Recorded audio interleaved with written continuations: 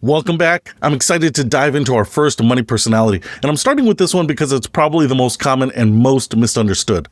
Let's talk about the spender. Now, before you think, oh, that's not me, I'm not irresponsible with money, hear me out. Because the spender personality isn't about being reckless or bad with money. It's about finding genuine joy and emotional satisfaction through purchases and experiences. So, if you're a spender, your motto might be something like, life's too short to not enjoy it, or you can't take it with you. And you know what? There's real wisdom in that perspective. Let's start with what makes spenders amazing, because there's a lot to celebrate here. First, spenders are often incredibly generous people. You're the friend who insists on picking up the check at dinner. You're the one who finds the perfect gift for everyone's birthday. You believe money should be shared and enjoyed, and that creates wonderful experiences and stronger relationships. Spenders also tend to be optimistic and present-focused. While others are worrying about what might happen in 10 years, you're making the most of today. You understand that experiences and memories have real value, sometimes more value than numbers in a bank account. And here's something people don't always realize. Spenders often drive innovation and economic growth. Your willingness to try new products, support small businesses, and instant experiences keeps the economy moving. That's not nothing. You also tend to be spontaneous and adaptable. When opportunities come up, a last-minute trip, a cool new gadget, a chance to try something new, you're ready to say yes. That openness to new experiences can lead to personal growth, new relationships, and even memories that last a lifetime. But let's be honest about the challenges too, because understanding your blind spots is how you get stronger. The biggest challenge for spenders is often around long-term financial security. When you're focused on enjoying today, it can be really hard to save for goals that feel abstract or far away. Retirement at 65, a house down payment in 5 years, those don't create the same emotional pull as a vacation you could book right now. Many spenders also struggle with what I call emotional spending. Maybe you shop when you're stressed, or celebrate good news with a purchase, or buy things to cheer yourself up when you're feeling down. Shopping becomes a form of therapy, which can work in the short term but creates problems over time. There's also the debt trap. Credit cards can feel like magic to a spender. They let you have what you want right now and worry about paying for it later. But that later always comes, and it usually comes with interest that makes everything more expensive. And let's talk about buyer's remorse. How many times have you bought something that felt amazing in the moment, only to feel guilty or regretful later? That cycle of excitement, followed by regret, can really mess with your relationship with money. Now, here's the most important part of this entire module. I want you to answer these 5 questions honestly. Don't overthink them, just go with your gut reaction. 1. Do you often make impulse purchases that you regret later? 2. When you're stressed or celebrating, is shopping your go-to activity? 3. Do you struggle to save money because there's always something you want to buy? 4. Are you typically the first person to pick up the check when you're dining with friends? And 5. Do you find budgeting restrictive and hard to stick to?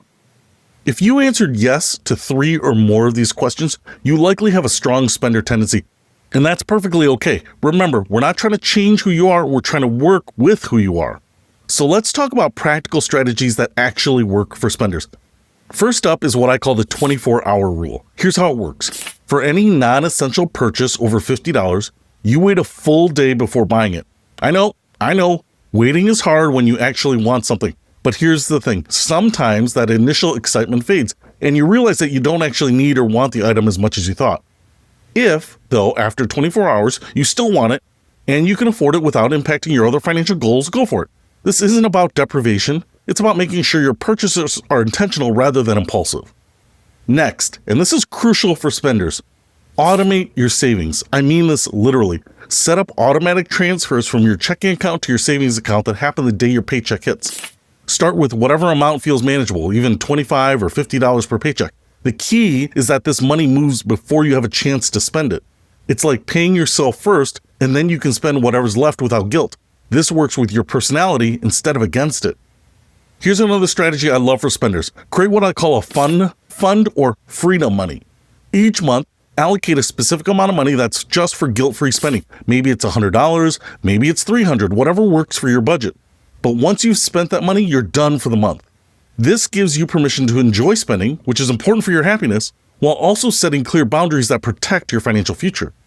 Now, I also want you to start tracking your emotional triggers around spending. Keep a simple spending journal for just 1 week. Before you make any purchase, write down how you're feeling. Are you stressed? Excited? Bored? Celebrating something? You might start to notice patterns. Maybe you always shop when you're anxious about work. Maybe you buy things when you're feeling lonely. Once you recognize these patterns, you can start finding other ways to address these emotions, ways that don't involve spending money. Finally, create a list of free or low-cost activities that give you the same emotional boost as shopping. Maybe it's calling a friend, or going for a walk in nature, trying out a new recipe, or organizing a space in your home. Having alternatives ready makes it easier to choose them when the spending urge hits. Let me recommend some specific tools that work really well for spenders. For tracking your expenses, try Mint or YNAB. That's You Need a Budget. These apps connect to your bank accounts and categorize your spending automatically, so you can see exactly where your money is going without a lot of manual work.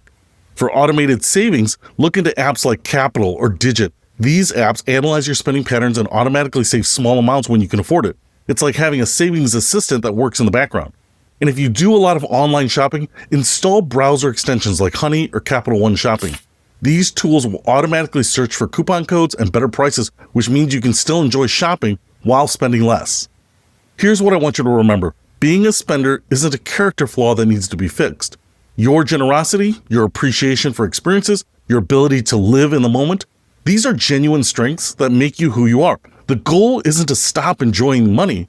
The goal is to enjoy it intentionally in ways that support both your happiness today and your security tomorrow. Start with just one of these strategies. Maybe it's the 24-hour rule, or setting up automatic savings, or creating your fun fund or freedom money. Pick the one that feels most doable and try it for a month. You can absolutely build wealth as a spender. You just need systems that work with your personality, not against it. In our next module, we're going to explore the complete opposite of the spender, the saver. Even if it's not your primary personality, I guarantee you'll learn strategies that can help balance out your spender tendencies. I'll see you there.